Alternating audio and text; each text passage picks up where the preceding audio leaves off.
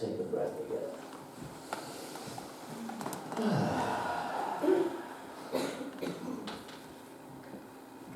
Holidays are an interesting time, aren't they? They bring up all kinds of family history. I was told early on in a 12-step group that I'm a part of, if you want to see how spiritually fit you are, go spend a week with your family on holidays. I have found that to be a pretty good litmus test. And they bring up stuff. So why do we do it? You know? Particularly in Science of Mind. This is another topic, very much like last week, where it's like science of mind in the holidays. Well, truth be told, in terms of religious holidays, we don't have any. We don't have any. Because religious holidays tend to be attached to a specific deity, and in oneness, we don't have one of those. So, specifically, Science of Mind has no holidays. That doesn't mean we don't celebrate them. It just means we don't have any of our own. So again, why do it? Well, culturally, in this human experience, they tend to be important. Now, interestingly enough, when I ask most people why holidays, the response collectively has been, I get time off from work. But do we really? Do we really? If our whole focus is being off work, are we not still focused on work? I'm just saying. I ain't judging. I'm just saying. And are we really understanding the function of a holiday in terms of a holy day?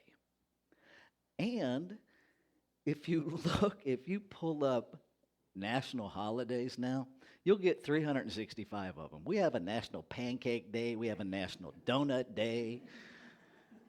And so have we made holidays mundane, even ordinary? And if we do that, are we really celebrating? I think it can be a yes and. But you know that about me already. I'm a both and kind of guy. So this idea of holidays as holy days begins to allow us to shift. What if grief? What if celebrating a holiday the first time without a loved one is celebrated? What if we begin to celebrate grief? What if we begin to celebrate family dysfunction? We have a lot of it. Might we just as well celebrate it? We seem to continue to create it, so it must serve some need for us, or we wouldn't keep doing it. Perhaps that is a celebration of our humanity. Perhaps it's a celebration of our unique expression of figuring out the truth of us and the messiness of that and the clunkiness of that. And maybe if we could begin to lean into that process, we could find a greater connection with one another than to vilify one another or criticize one another. Because I'm just going to go out on a limb and say most of the stuff that we gripe about, we've done. Maybe it's just me. But most of the stuff, when we complain about how selfish people are on holidays, anybody ever been selfish? Ain't judging, I'm just saying. All right? And so what if we fold that into the process? Could we then maybe begin to celebrate however anybody shows up to the holiday? What if we took some of the work out of holiday? If, in fact, holidays have a component of leisure time, it might behoove us to understand that leisure, the ancient definition from whence the word came, implies a sense of true freedom. Now, if I have all these rules about what I have to do on holidays and how much work I need to put in them, the one that just passed, anybody still tired from cooking for 2 days? And do we do that because we genuinely want to, or because that's just how it's always been in our world? Because if we're doing it out of obligation, it really doesn't qualify as leisure time. It qualifies as a different job than the one you get paid for. Okay? And so we're still working at something. And so I would encourage us to look at what's motivating us to celebrate holidays. As we move into Hanukkah, as we move into Christmas, as we move into Kwanzaa, as we move into Santa Claus, are we driven by an obligation to buy?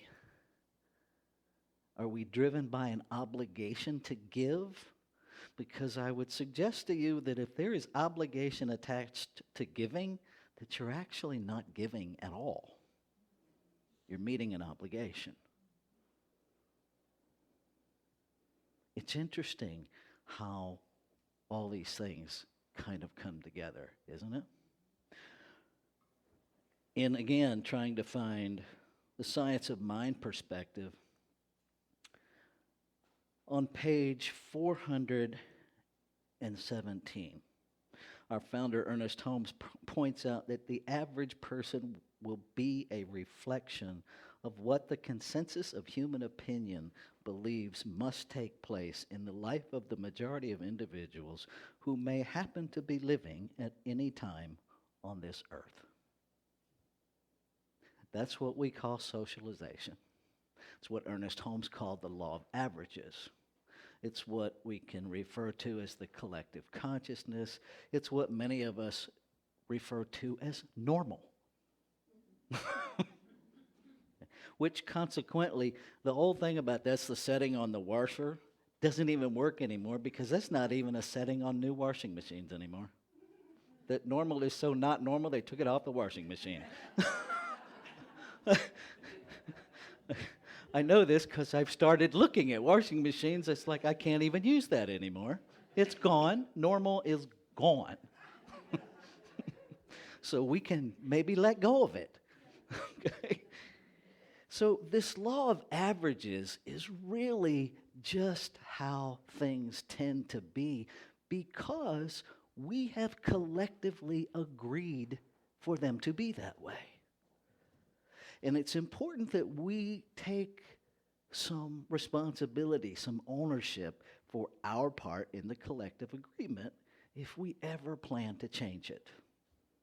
Because we can't just pretend like it's not happening, because we're silently in agreement, we're passively in agreement.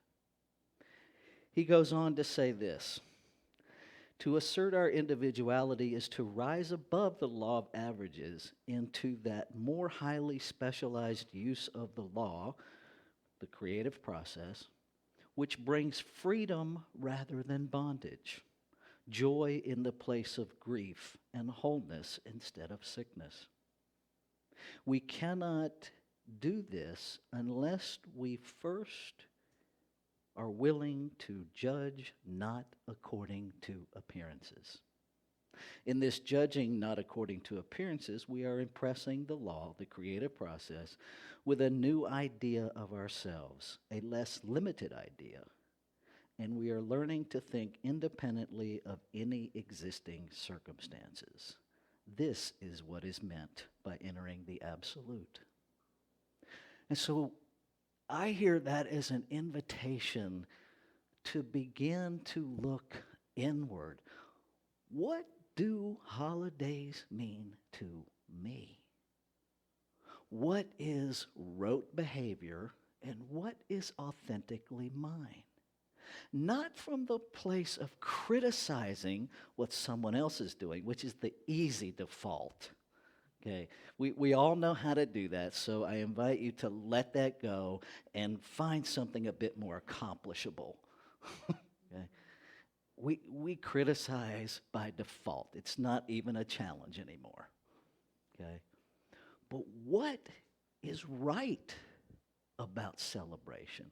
What is right about life? What is right about creation as you? Start there. Start there. Anything that you're engaging in that no longer accurately represents the truth of you, that no longer lifts up the best of you, stop it. People are going to have opinions, yes. If the tradition in your family is to give gifts and you all of a sudden decide, nope, this year I'm not going to do that, is your family going to have opinions about you? Uh-huh. Do they already have opinions about you? Uh-huh. So really, the only thing that's changed is their opinion of you. They still have them. Okay? How is your experience of you changed? Because that's what we're here to do, is express our authenticity. And I invite us this morning to consider that makes every day holy. That can truly make every single day a holy day or a holiday. 5 practical ways to make every day a holiday. Who knew it could be so simple? Holiday music, right, tends to be joyful and uplifts us and creates a feeling and a connection. So I invite you to engage in music every day that brings you joy, that uplifts your spirit, that gives you a greater sense of feeling and connection. This morning, on the drive over here, listening to the radio, and Natasha Bedingfield's Unwritten. See, it doesn't have to be a Christmas song to uplift you. There are tons of music in the secular realm that are amazing. Because really, my life is still unwritten. And I hold the pen. Nobody else. What a powerful song. Okay? Today, that's my holiday song. The rest is still unwritten.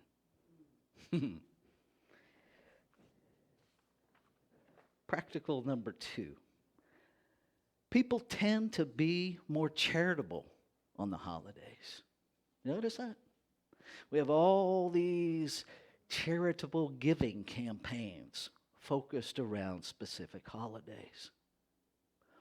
What if you lived your life in that sense of charity every day?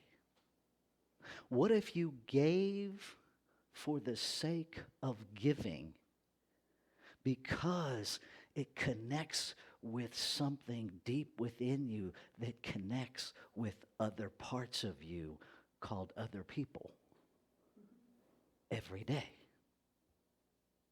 Doesn't have to be big checks. Doesn't even have to be money. What if you gave your time? What if you gave your attention? What if you gave your spiritual practice?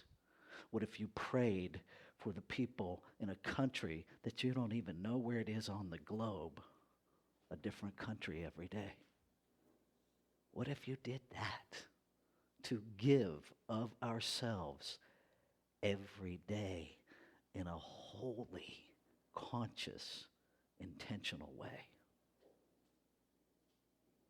Number 3, we tend to branch out of everyday activities and indulge in special treats and activities during the holidays.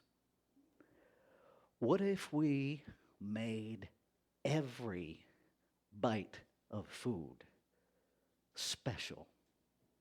What if we made every bite of food magnificent? Now, I can tell you, as one who has lost the same 100 pounds multiple times, and this time, at my 87, have kept it off for over a year. Okay? Here's what I'm doing differently. Every bite is sacred. Every bite is intentional. Even the ones that all of the plans tell me not to eat. Because those have become guidelines rather than mandates. Because when they're mandates, this may surprise some of you, but that's only because you don't know me. Mandates are challenges to be defeated. I'm not the only one in this room that lives by that, because I know some of y'all now. Okay? So what if we leaned into the sacredness, to the celebration? I mean, my goodness, we have a plethora of food available to us. And what if we really leaned into that? What if Brussels sprouts become magnificent? I use those because there was a time I would not eat one.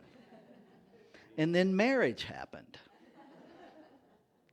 And now I eat them. And now I actually like them and look forward to them. I cannot explain that, but I can't actually explain the power of marriage either. But I know it's there. It will change you. You can pretend it won't, but it will. So, the third one, lean into the activities. Make every activity you choose intentional, purposeful, holy, even if it's taking out the trash. That can be a glorious event. Number 4, we tend to collect and communicate and share more with family and friends. How often do we ignore one another?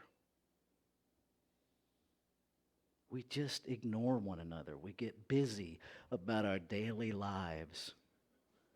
And we even forget that we care about people because we're so tired from doing all the stuff we're supposed to do. I invite you to begin an intentional daily practice of connecting with somebody. 365 days. You could connect with 365 different people. If you don't have 365 people in your life, Facebook has enough people for you. You can connect with people you've never met on Facebook. My father-in-law used to say about his birthday, I don't know what took you so long. You had 365 days to think about it. We have 365 days a year to think about one another, to connect with one another, to reach out to one another, even if it's a simple, hey, just wanted to let you know I'm thinking about you. Build greater connection with one another. And the fifth thing is remember to be thankful. I watched on Thanksgiving Day on Facebook, and I saw this thing emerging that I really am going to put into practice. It's called Thanks Living. It's the best flip I've seen on Thanksgiving.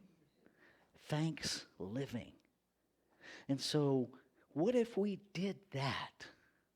That every day our focus was on being thankful for this gift of life and every part of it, to move us out of I'm thankful for stuff. I'm thankful for situations.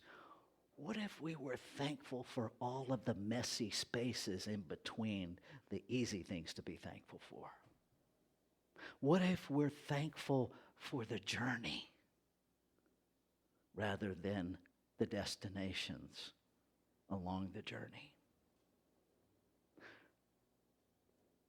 In that section of 270 that I talked about last week, Ernest Holmes says, the only thing that is important is that while we are here, that we live. That we live. And I invite you that truly living calls us to an awareness of the truth of who we are, and that be the activity of our lives. And the truth of who we each are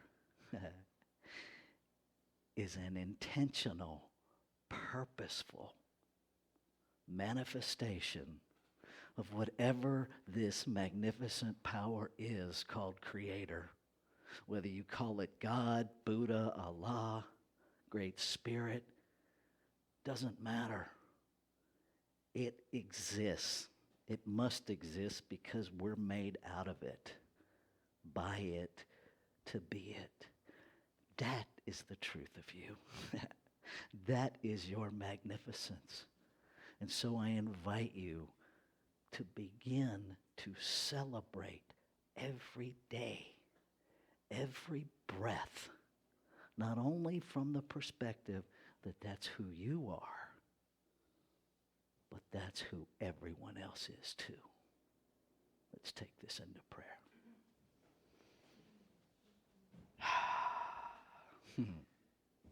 Knowing there is only one infinite, ever-present allness, one singular source, creating out of itself, by itself, to be itself. I know that I must be that in form, that the very essence, the very makeup, the very nature of my being must be divinity, perfection, wholeness, infinite abundance, infinite intelligence. It is the very peace, the very joy that I seek. I am. And what is true of me is true of all life.